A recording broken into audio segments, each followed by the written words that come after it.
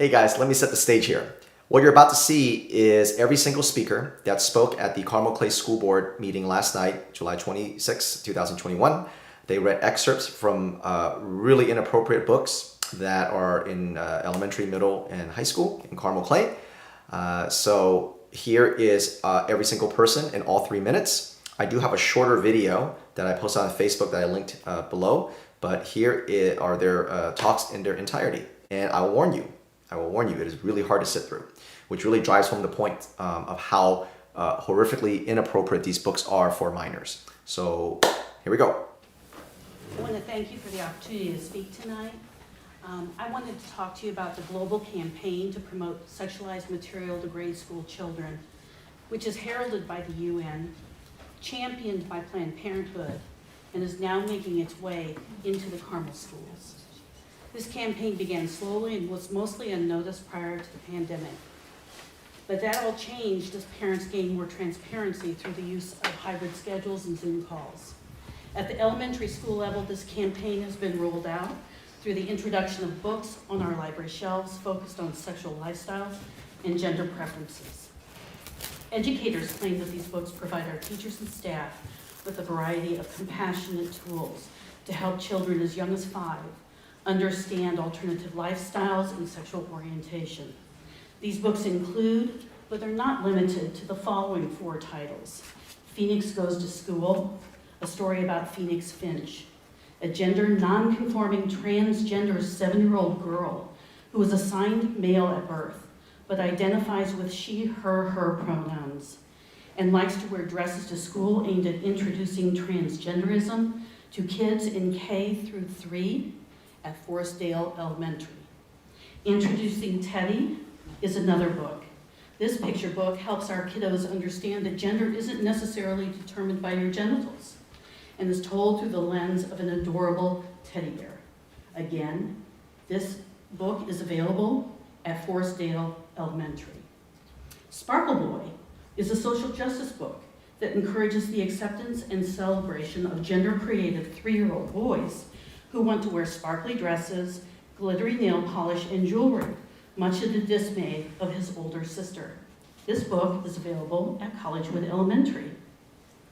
Finally, Call Me Max. Max is a transgender kindergartner who is assigned as a girl at birth, but feels that her parents are mistaken about who she really is. Fortunately for her, her teacher understands her parents' confusion and affirms her true gender by calling her by the name that she has chosen, not by the name that she has been given. This is also available at Collegewood Elementary. These books and others like them promote the goals of the UN and Planned Parenthood, which include the promotion of gender confusion, the normalization and promotion of same-sex behavior, the suggestion that traditional family values promote hatred, teaching that gender roles are not innate or natural but are learned, the suggestion that teachers and not parents know better when it comes to sexual preference and gender identification.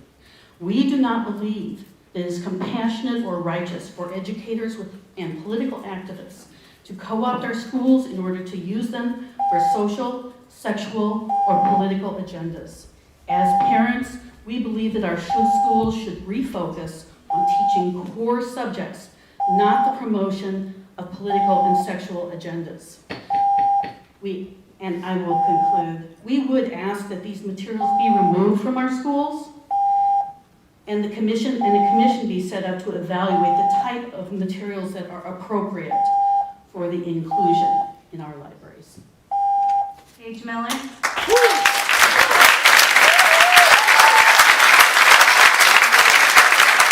And I'm going to share with you the book, Call Me Max. This is for a K-2. It is in our schools, and what we don't know is how many classrooms have this book available. Chapter 1, when I look in the mirror, I see a boy. I see a boy with spiky brown hair. I see a boy with white skin that tans in the summer. I see a boy with 1 mom and 1 dad and 2 goldfish. I also see a boy who is transgender. Transgender is a long word, but it means something simple.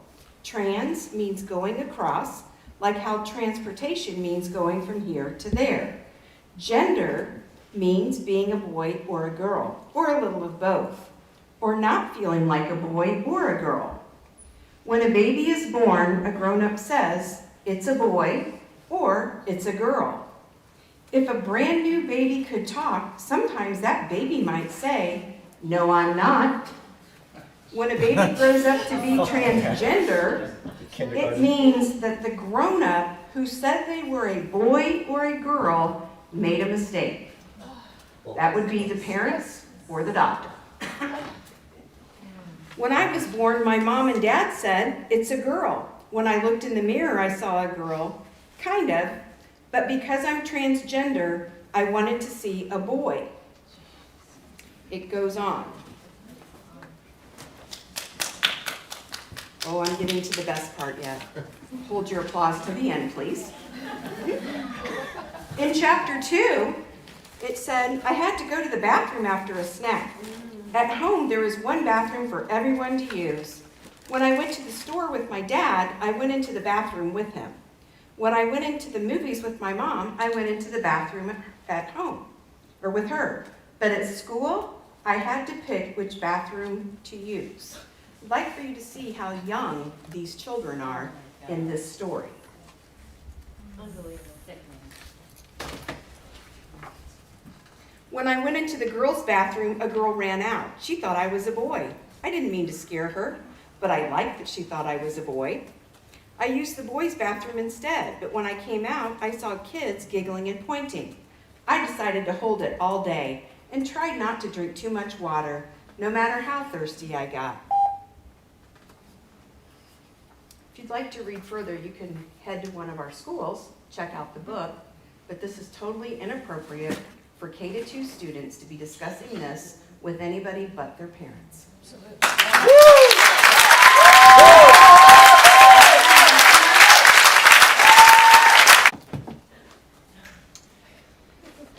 As an informed and concerned parent, I want to take this opportunity to bring to the board's and Carmel Clay School Administration's attention the inappropriate literature choices available to students in Carmel Clay School's libraries. I will be reading from a book currently available in the Carmel High School library to all Carmel High School students. Consider as you're listening to this text that a 14-year-old boy or girl will have access to this book with no parental oversight, no teacher oversight, and they can interpret however they want.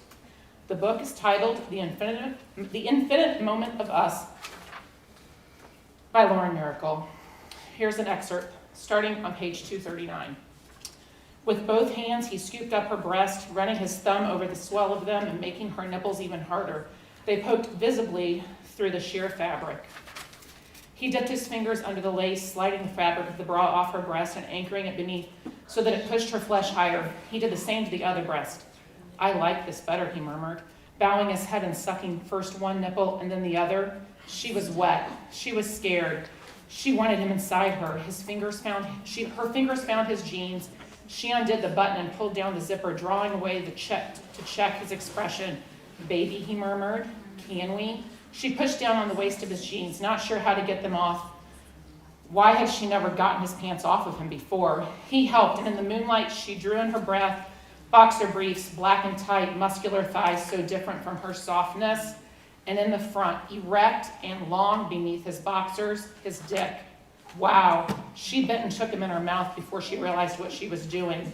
He moaned and Ren moved up and down. God, baby, Charlie told her, his breath hitching. But hold on. He gently pushed her shoulders. When her mouth left his dick, he made a sound. He laid her down. He slipped off her panties and he kissed her toes. He kissed her shins, her knees, her thighs, and when she lifted her hips, he stretched his body over hers and he eased his fingers, maybe two, inside her. With his thumb, he rubbed other places. His dick was hard against her, but not in her yet. With his knees, he spread her legs. She gasped. He pushed harder and she widened her legs. She didn't know what she was doing, but she was willing to try. Charlie did something with his fingers. She wasn't sure what, and her body acted on it. She grasped his hips and thrust harder, faster. She moved with him, and oh my God, so silky salt from his neck, in and out together, and she loved this boy. She was doing it. She was having sex with Charlie. He moved his mouth to her breast, and she didn't care if she was done because, Jesus, He circled her nipple with his tongue before sucking and tugging. Charlie, God, Charlie, he switched to her other breast and everything. Her muscles tightened and she turned her head to the side as she rose one last time to meet him. Then she let go. Charlie pulled out of her slowly and lay beside her. Not appropriate for any child of any age. And I can sure tell you, I don't want my kids reading it.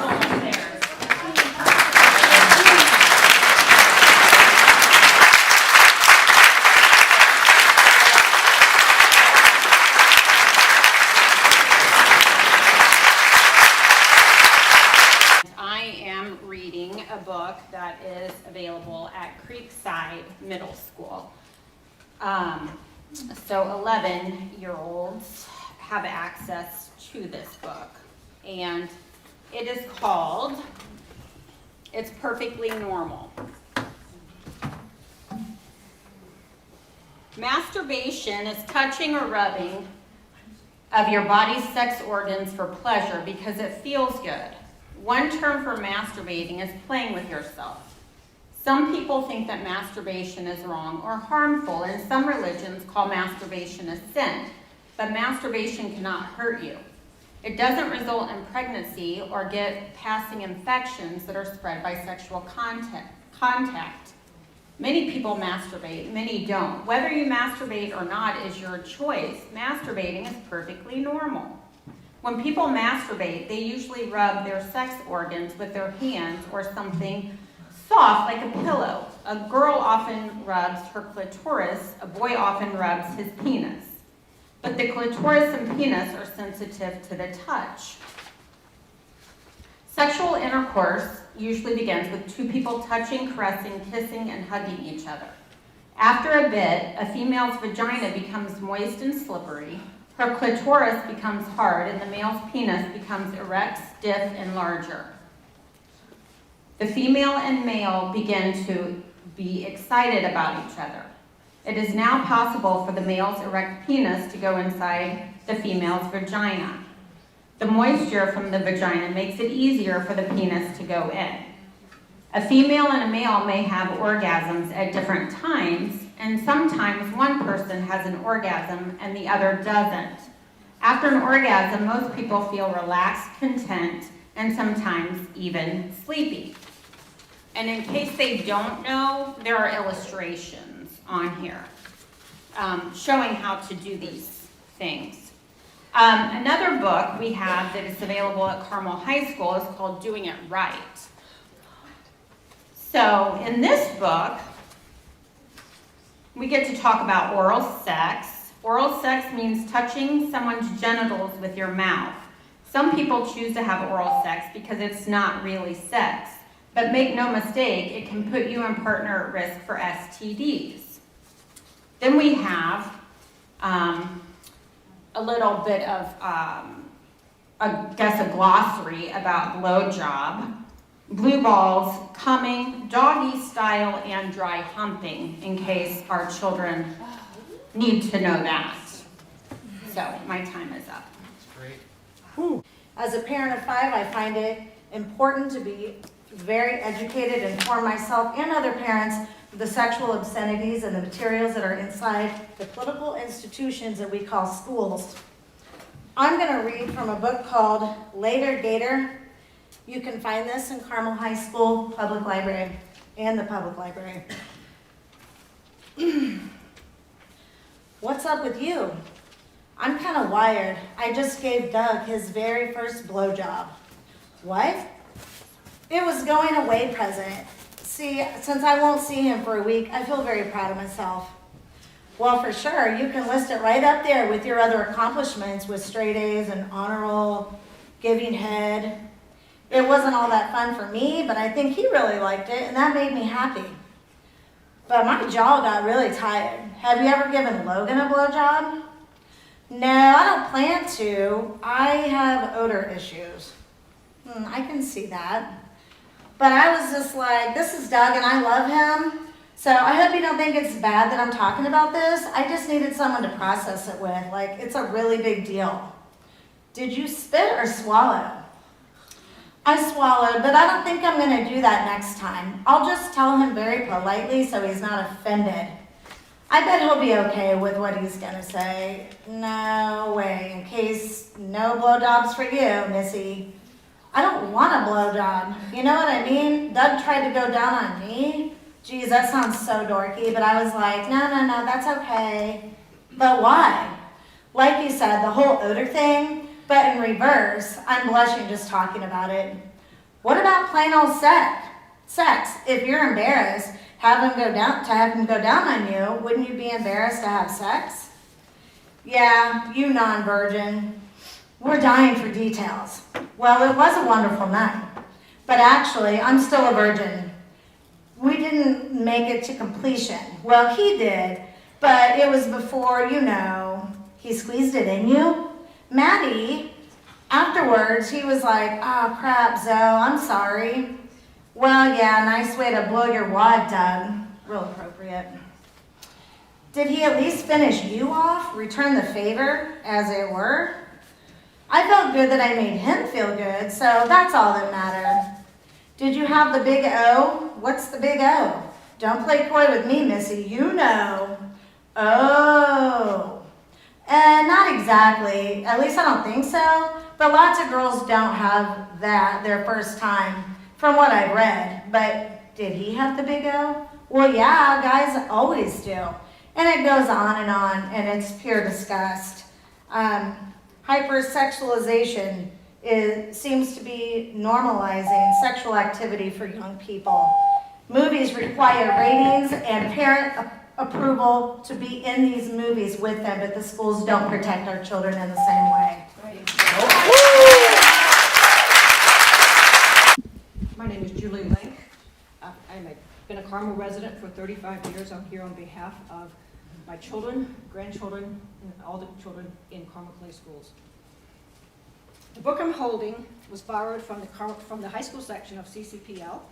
It's entitled Crank, which I learned is a slang term for meth. I am not a prude, but I am concerned about the availability of a book like this to 14 and 17-year-olds without parental permission or knowledge. I'm going to read an excerpt, which I've copied onto this sheet to avoid flipping through the book. I assure you, these are verbatim quotes. The protagonist is Bree, and what I'm about to read is her second date with Brendan. The narrator is Bree. Here I will begin to quote the book, beginning on page 339. We carried a blanket into the trees. He pulled out a bindle and a six-pack of beer. For the next 20 minutes, we snorted and drank, climbing to a very tall buzz. We talked and joked and giggled, and it all seemed just like it should, until it didn't anymore. Crank revved, pistons firing full bore, passion firecrackered in tiny bursts from thigh to belly button. Oh, baby, I want you so bad. My shirt tore open. Wait. I've waited for weeks. Put up and shut up. Kisses segued into bites, bruises. Pain ripped through my body. Brendan, please stop. No, you promised, you damn little tease. Off came my shorts. Down went his zipper. I realized I was in serious trouble. I'll scream. Go ahead. No one can hear but skunks and coyotes. Still, as I opened my mouth, his hand slapped down over it. Just relax. You'll love it. My brand new Victoria's Secrets shredded, and I felt Brendan pause, savoring my terror. They all love it. I froze as he pushed inside. Oh, there it is. Oh, God. There it goes. It went all right, with an audible tear. Pain mushroomed into agony, and all I could do was go stiff. You weren't lying, you bitch. I lay there, sobbing, as he worked and sweated over me. Stoked by the crank, it took him a long time to finish. Well, give me a line, baby, I'll give you an encore. He pulled away, sticky and bloody. Throbbing inside and out, I didn't move, didn't dare look him in the eye. Brendan didn't say a word most of the way home. Finally, he found a few words. I will remember them forever. If I'd have known you were just going to lay there, I wouldn't have bothered. Carmel Clay School's leadership has proclaimed victory over the last school year, as seen through several recent school board approvals. CCS administrators, not teachers, will receive a 4.5% salary increase this school year and again next school year. 2, a COVID stipend was given to most, if not all, CCS employees and several non-employees with a price tag of millions of dollars. Today, they are voting on the superintendent's new 5-year contract with a nice increase and loads of benefits. Did they not learn with the last superintendent and his 5-year contract? How much did that cost taxpayers? As parents in the community, how do we know if CCS leadership is actually performing?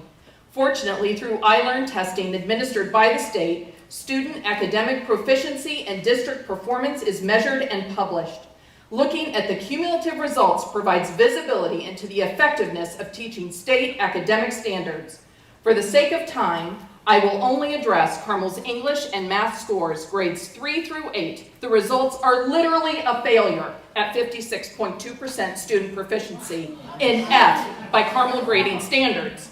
Comparatively speaking, 2019 results were only slightly better at 66.7% proficiency, a D by Carmel grading standards. Overall, iLearn performance for CCS was unacceptable in all categories. I encourage everyone to visit the IDOE website to look for the comprehensive results. iLearn results for many Indiana schools were poor, but COVID and the off year is no excuse. Carmel has every resource available to support our children's academic achievement. Therefore, based on the data from 2019 and 2021, we can determine that curriculum and instruction do not align with our children's needs to achieve Indiana's academic standards. CCS leadership is failing our children. The following action steps must be taken immediately. The first, CCS guiding principle must be academic excellence, period. Your job is to educate. Provide immediate support to our teachers and promote programs that foster parent-teacher relationships, including in-person meetings, transparency with curriculum, and parent volunteers back in schools. Resignation or termination of our assistant superintendent of curriculum. She has failed our students and must be held accountable. The board and the superintendent are on notice. You have lost sight of your responsibilities to educate our children. Parents are learning, watching, and taking action.